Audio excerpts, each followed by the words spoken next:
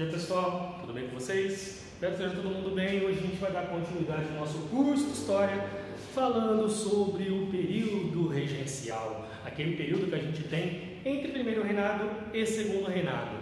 É um período de 10 anos que a gente tem, tá? Entre 1931 e 1941, onde a gente vai ter 10 anos no Brasil sendo governados pelo que nós chamamos de regentes, tá? Ou seja, nesses 10 anos a gente não vai ter um imperador, a gente não tem um poder centralizado, tá? Muito pelo contrário. Esse é o momento que eu falei para vocês que a gente tem a renúncia do Dom Pedro I em favor do seu filho, futuramente Dom Pedro II, que ainda tem somente 5 anos de idade.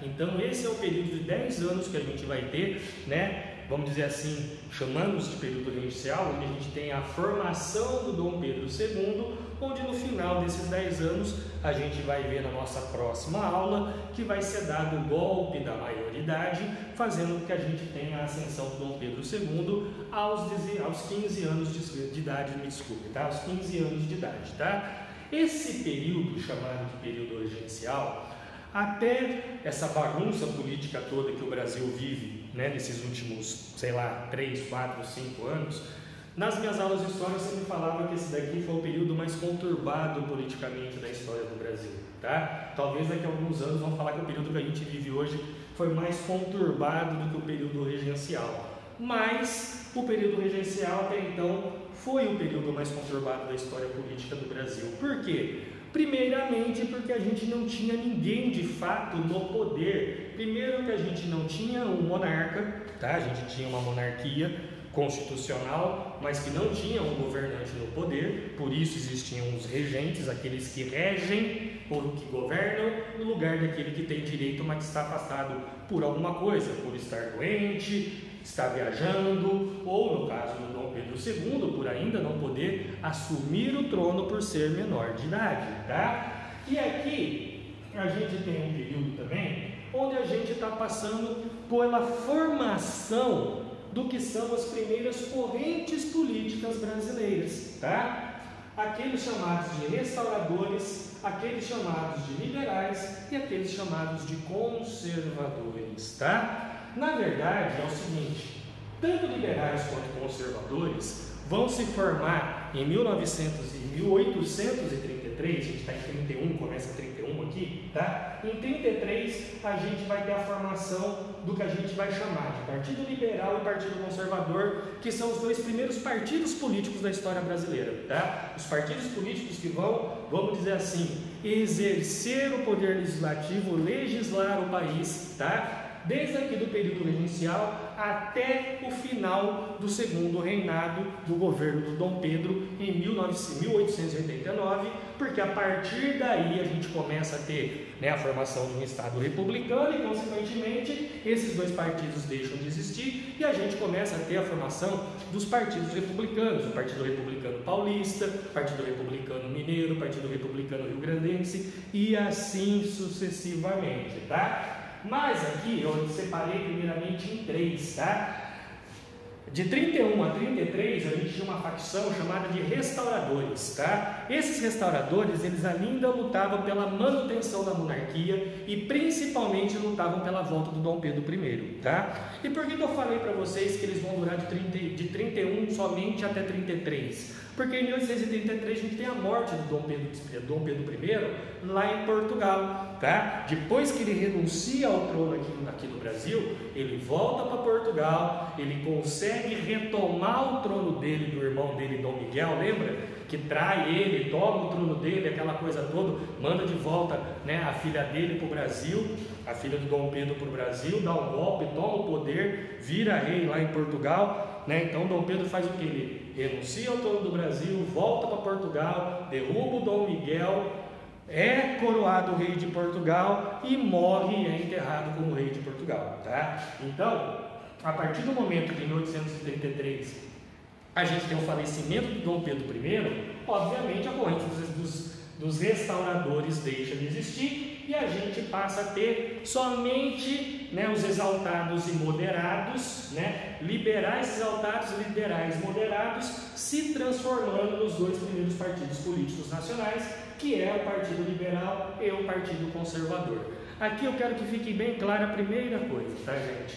Partido Liberal e Partido Conservador têm divergências, por exemplo, sociais, divergências econômicas, de planos econômicos, possuem algumas visões um pouco diferentes, afinal, um é liberal e o outro é conservador, tá? Porém, guardem isso, tanto liberal quanto conservador fazem parte da mesma classe social, são farinha do mesmo saco, tanto um quanto o outro faz parte da aristocracia agrária, principalmente paulista cafeeira, que vai começar a se desenvolver aqui daqui a pouquinho. Tá? O café começa a entrar aqui, nesse período começa a surgir o café no Brasil e vai se desenvolver e se transformar na nossa base econômica até os anos 30, quando a gente tem a ascensão do Getúlio Vargas, a queda, obviamente, da produção cafeleira, a ascensão do nosso processo de industrialização, mas tudo isso a gente vai ver posteriormente, um pouco mais para frente, tá? Esse período regencial, eu falei para vocês que a gente tem um governo de regentes, tá? Então, logo quando a gente tem a renúncia do Dom Pedro I, o Brasil começa a ser governado no que vai ficar conhecido como a regência trina provisória. Por que regência trina? Como a gente tem, né, o Dom Pedro renunciando de uma hora para outra, a gente tem a formação de um governo provisório formado por um representante dos restauradores, um representante dos liberais e um representante dos conservadores, tá? Logo depois, isso era final de ano, logo depois, né, no final, né, do recesso, né, que vai até depois do carnaval no Brasil, a gente tem a formação do que vai ficar conhecido como regência trina permanente. Então, de novo, né, sai Dom Pedro I, é formada a regência trina provisória, posteriormente a regência trina permanente, tá? Ou seja, um governo formado por 3 regentes representados pelas 3 lideranças políticas nacionais, tá? Logo depois, primeiro, como eu falei para vocês, a gente tem o fim dos restauradores com a morte de Dom Pedro I, e a gente começa a ter uma alternância, uma disputa entre liberais e conservadores durante todo esse período aqui do período regencial, tá? Sempre regentes entre liberais e conservadores, porém, tá? A gente deixa de ter as regências trinas. Óbvio, primeiro os restauradores deixam de existir, e até porque a gente tinha 3 governantes, ou mesmo sem os restauradores, passamos a ter 2 regentes, tá? Imagina o seguinte, eu tenho um regente que é liberal, um regente que é conservador, tá? O liberal quer abrir, o conservador quer fechar. Como é que você governa? É a mesma história, que eu já vi e mexe, eu brinco com vocês, né? Sábado à noite você pede para balada, o pai fala pode, a mãe fala não pode. Você fica lá, que nem uma besta, não sabe se vai, não sabe se não vai, não sabe se vai, não sabe se não vai. Óbvio, né? Se um falou pode, você vai e depois eles que se virem lá, mas o outro falou que pode. Mas aqui, imagina, gente, um governo onde um quer e o outro não quer, tá? Era difícil de governar. Tanto que a gente passa até o final das regências trinas, não só com o fim dos restauradores, mas por esse aumento cada vez maior de divergências, né? Principalmente dos liberais e conservadores, e passamos até as regências unas, somente um regente, tá? O problema, tá, que a gente vai ter nesse período é que esses regentes governavam para suas regiões, eles não governavam pensando no Brasil como um estado, eles não governavam, né, pensando na federação, mas eles pensavam principalmente nas suas localidades, nos seus estados, nos seus pequenos locais, e obviamente não preciso nem entrar em muitos detalhes, porque não é diferente dos dias de hoje. Esses caras defendiam os seus interesses e os interesses das suas regiões, e isso acabou gerando diversas revoltas, muita insatisfação, não só na população comum, mas inclusive na elite de diversos estados, diversas províncias, que não se viam representadas pelo poder, pelo governo federal do regente que estava lá. Isso vai gerar diversas revoltas, tá? Que vão acabar gerando um processo de descentralização do poder, tá? Gerado por diversas reformas institucionais, tá? Por que descentralização do poder? Se eu não tenho um imperador que governa pensando no Brasil, porque eu não tenho esse imperador, né? Se eu não tenho um regente que está governando e defendendo os interesses de todas as regiões, tá? Ele defende os interesses da região dele, não está defendendo os nossos. Eu da minha região, o outro lá da região dele, o outro lá da região dele, vai começar a pressionar esses regentes para criar mecanismos para eles terem poderes nas suas localidades e poderem resolver os seus problemas lá dentro mesmo, tá? Por isso que a gente começa a ter reformas institucionais que vai gerar um processo de descentralização do poder. Iniciamos com a criação do Código de Processo Criminal, que passa a dar muito mais poder e a indicar, muito mais juízes nas localidades, tá? Tirando aquela coisa de juiz federal, passando para juízes estaduais, juízes municipais, tá? O ato adicional de 1834, o ato adicional à Constituição, tá? De 1822. Então a gente tem uma adição de leis, uma adição de regras dentro da Constituição de 1834. Primeiro, guardem isso, tá? Muito importante. Aqui no ato adicional vai ser suprimido o poder moderador, tá? Então o poder moderador criado lá pelo Dom Pedro I, ele é suprimido durante o período regencial, ou seja, durante o período regencial não existe poder moderador. O regente não tem o direito de exercer o poder moderador. Lembra que eu falei na última aula para vocês? O poder moderador ele era de uso exclusivo do imperador. Então, na nossa história, vai ser usado pelo Dom Pedro I e muito melhor depois a gente vai ver pelo Dom Pedro II, tá? E a gente também tem a criação das assembleias provinciais. O que é uma assembleia provincial? Províncias seriam os nossos estados de hoje, então seriam as assembleias estaduais, seriam as câmaras estaduais, tá? A gente hoje tem, além, né, da Assembleia Federal, onde ficam os deputados estaduais, hoje nós temos as assembleias estaduais, hoje não, desde aqui do período regencial, que se deu através da formação das assembleias provinciais, ou seja, são assembleias que criam leis, poder legislativo dentro de cada província, tá? Então a gente passa a ter todo um processo de descentralização.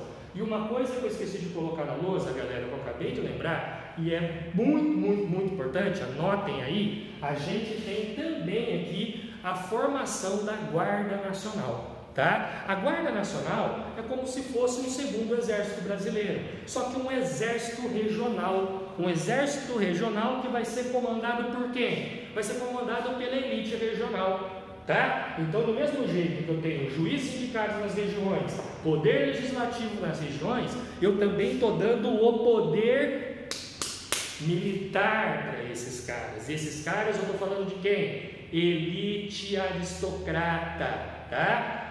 O exército criado aqui na Guarda Nacional, a Guarda Nacional criada aqui no ato adicional de 34, vai ser um exército regional criado, tá? Onde a maior liderança política, o maior aristocrata, o maior fazendeiro, a pessoa mais influente da região, vai ser indicada como coronel da Guarda Nacional daquela região. Então vamos dizer, o Adnan, ele é o maior fazendeiro aqui da região de Piracicaba, tá? Há, 10 gerações, desde que o Brasil ainda era uma colônia, a minha família tem terras aqui, tá? E eu sou um grandíssimo proprietário de terra, eu tenho uma grande influência econômica, eu tenho uma grande influência política, né? Até os padres da região pegam na mão do Adnan e beijam a mão do Adnan, né? Em respeito ao Adnan e a influência do Adnan na região, tá? Então o Adnan já meio que manda aqui, tá? Já meio que manda, não institucionalmente, eu não tenho poder legítimo, tá? Mas esse poder vai ser dado aonde? Vai ser dado aqui, com todas essas reformas. Por quê? Porque passa a ter juiz que vai ser pau-mandado do Adnan aqui. Os deputados estaduais, aqui a galera, aqui os vereadores, tudo pau-mandado do Adnan. Do mesmo jeito que o Adnan vai ser indicado, por ser o mais importante da região, para ser o coronel da Guarda Nacional da região de Piracicaba, tá? Então, a Guarda Nacional é um exército formado na região por aquela aristocracia, ou seja, aquele espião, tudo que trabalha para mim armado, mandando prender, mandando soltar e mandando matar quem eu quero, agora tem o uniforme da Guarda Nacional e virou 007. Por quê? Porque agora eles têm permissão para matar. Por quê? Porque o Estado deu esse poder para o Adnan. O Adnan virou o coronel da Guarda Nacional.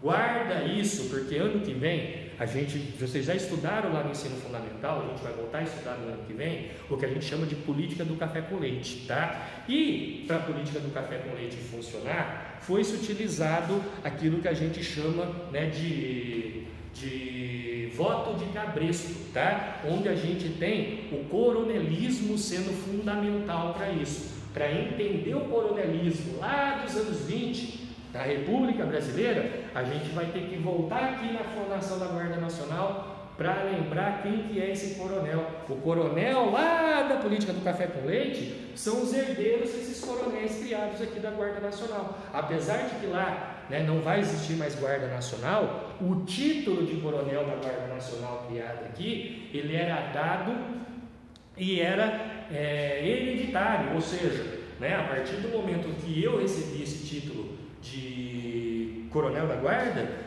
eu morro, vai para o meu filho, vai para o meu neto, meus bisnetos e assim sucessivamente. E mesmo com o fim da Guarda Nacional, o título de coronel ele permaneceu, tá? Por isso que a gente fala ainda de coronelismo, mesmo sem Guarda Nacional, lá nos anos 20, dentro da política do café com leite, que nasce desse período, desse momento histórico, tá? Então, galera, esse é um período de muita conturbação política, gerado principalmente pelo quê?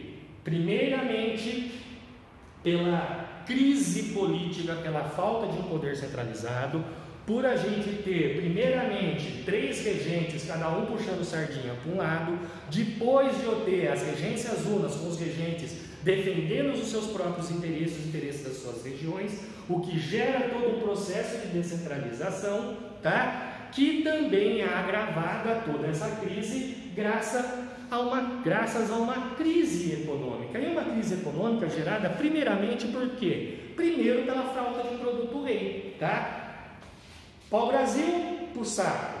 Cana-de-açúcar em crise faz tempo. O ouro acabou. O café ainda não surgiu, vai surgir. Esse é o momento que o Brasil está exportando açúcar, café, algodão, cacau, fumo, arroz, couro. O Brasil diversificou a exportação de diversos produtos agrícolas, percebam-se bem isso, tá? Porque ainda está procurando um novo produto para ser um produto rei, e esse produto será o café, mas ainda não é. Então a gente não tem um produto que a gente produza em grande escala e venda em grande escala. Em contraposição, a gente ainda importa praticamente tudo, principalmente produtos manufaturados, trigo, tanto da Inglaterra quanto dos Estados Unidos, produtos alimentícios. Galera, no século XX, para vocês terem uma ideia, o Brasil ainda importava 85% dos produtos alimentícios que era consumido pela nossa população. Um país desse tamanho, falando no início do século XX, ainda importa 85% da comida. Início do século XX, eu estou falando de final do segundo reinado.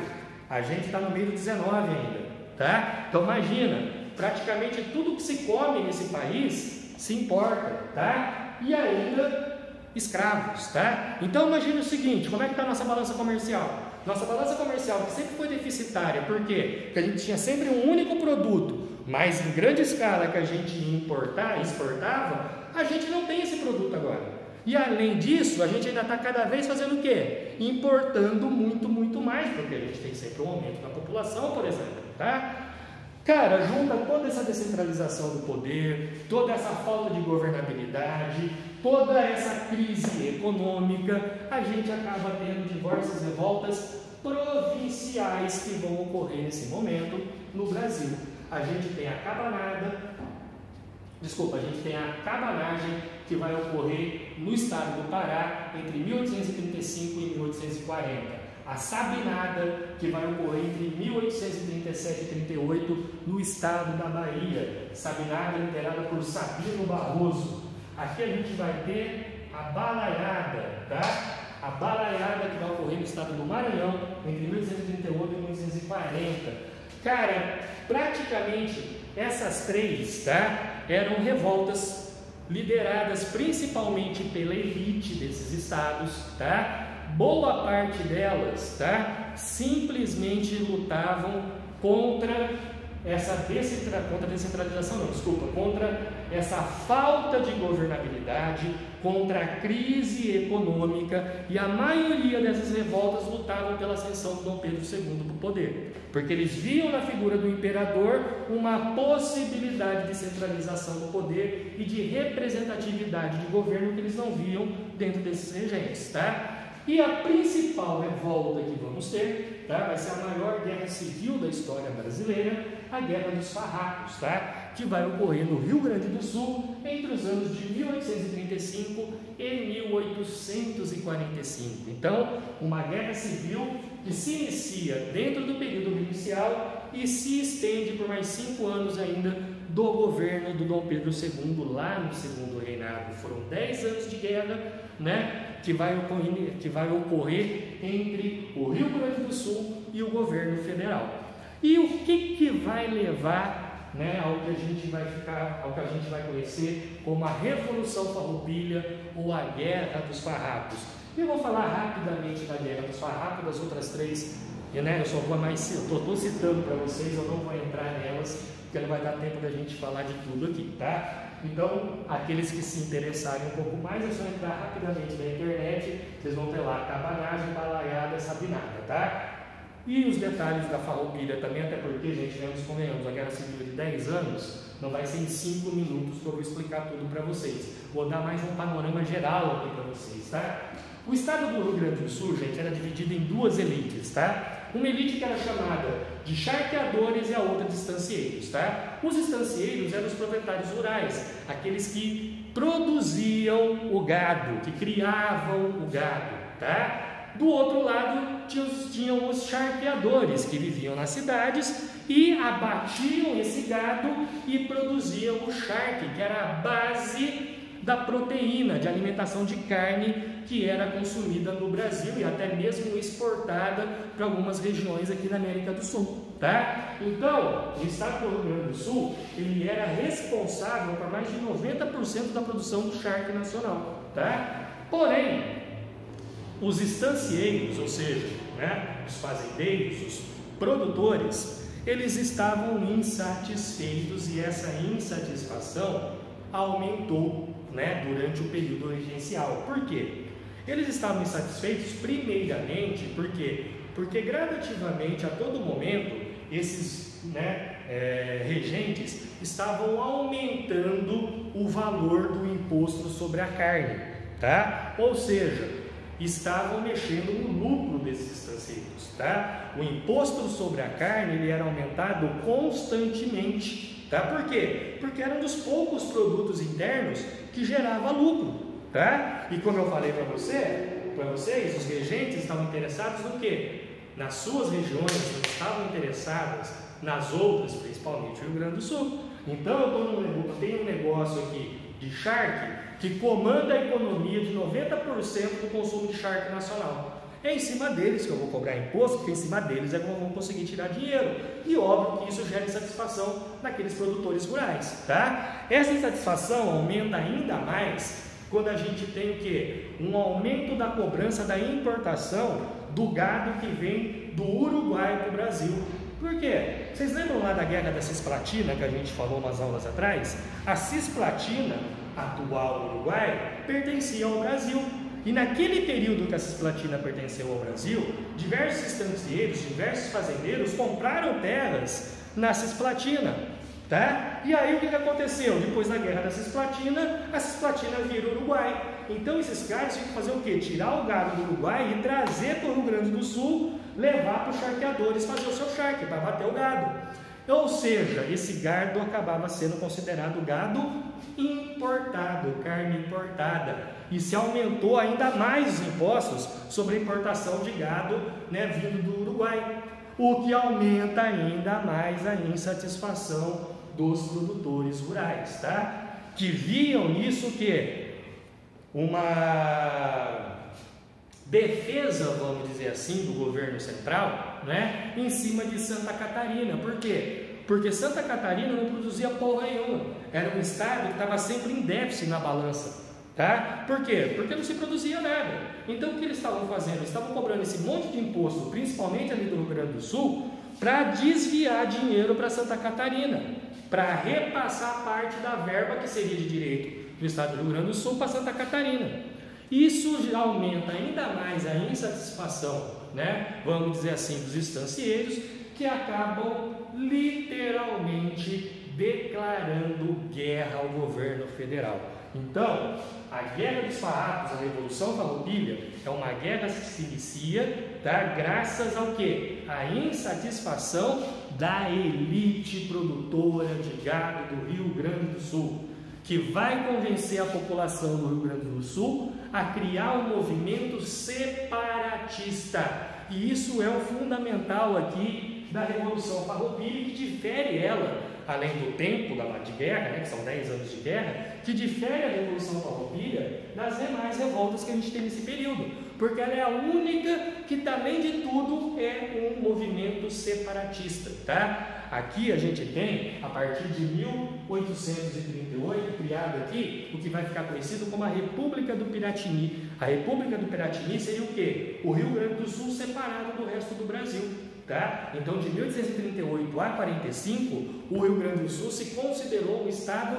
independente, beleza? Óbvio, né, que com o passar dos anos a gente vai acabar tendo a derrota, tá? Ou melhor, a derrota não, a gente começa a ter um enfraquecimento, né, da República do Piratini, principalmente por um bloqueio econômico feito, né, pelo governo federal, muito parecido com o bloqueio continental, por exemplo, feito pelo Napoleão Bonaparte, que vai, né, prender-se, tentar, como a gente viu lá, estrangular a economia da Inglaterra. A gente tem a mesma